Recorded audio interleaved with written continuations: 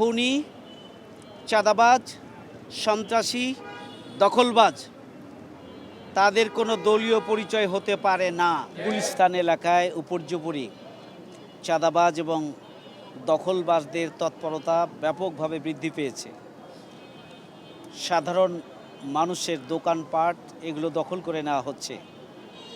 এরই প্রেক্ষিতে গুলিস্তানবাসীর এবং অত্র এলাকার সাধারণ মানুষ, ব্যবসায়ী, সচেতন ব্যবসায়ী সবাই ঐক্যবদ্ধভাবে একটি মিছিলের আয়োজন করেছিল এটি প্রতিবাদ করার জন্য। চাঁদাবাজ এবং দখলবাজ বিরোধী একটা মিছিলের আয়োজন করেছিল।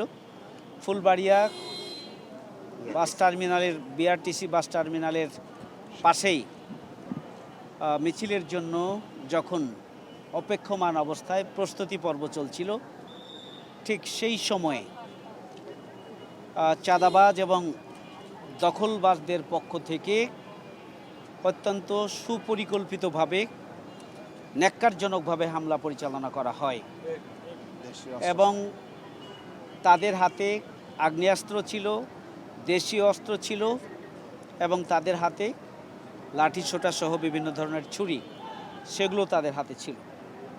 এবং আপনারা এটা খুবই দুঃখজনক যে কবির নামে একজন ব্যক্তিকে, ব্যবসায়ীকে তারা পরিকল্পিতভাবে কিডনিতে ছুরিকাঘাত করার লক্ষ্য নির্ধারণ করে এবং পিছনে তারা ছুরি দিয়ে ক্ষত তৈরি করে। ইতিমধ্যেই 3 ব্যাগ ব্লাড দেওয়া হয়েছে, তার অবস্থা মুমূর্ষ। এখন পর্যন্ত অপারেশনের জন্য প্রস্তুতি পর্ব চলছে, আমরা দেখে আসলাম। এখন অপারেশন কিছুক্ষণের মধ্যে আশা করছি যে স্টেবল হলে তারপরে তার অপারেশনটা করা হবে। এখন আপাতত জাস্ট নাও ব্লিডিংটা বন্ধ হয়েছে, আমরা আল্লাহর শুকরিয়া আদায় করছি।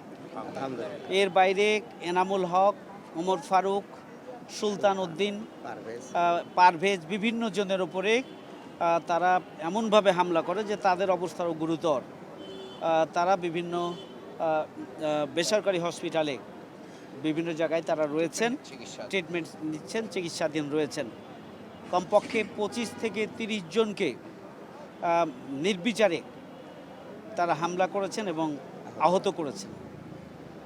এই আহতের করার এই ঘটনা যারা চাঁদাবাজ এবং দখলবাজদের পক্ষে যারা এই হামলায় নেতৃত্ব দিয়েছেন তারা হচ্ছেন ডালিম, টিটু, ফারুক, স্বপন এবং রঞ্জুর নেতৃত্বে একদল চাঁদাবাজ এবং দখলবাজ এই সন্ত্রাসী তারা ন্যাক্কারজনকভাবে অপ্রস্তুত লোকদের উপরে এবং নিরস্ত্র লোকদের উপরে তারা হামলা চালায় এবং গুরুতর আহত করে। আমরা এই ঘটনার তীব্র নিন্দা এবং প্রতিবাদ জানাচ্ছি। খুনি, চাঁদাবাজ, সন্ত্রাসী, দখলবাজ তাদের কোনো দলীয় পরিচয় হতে পারে না।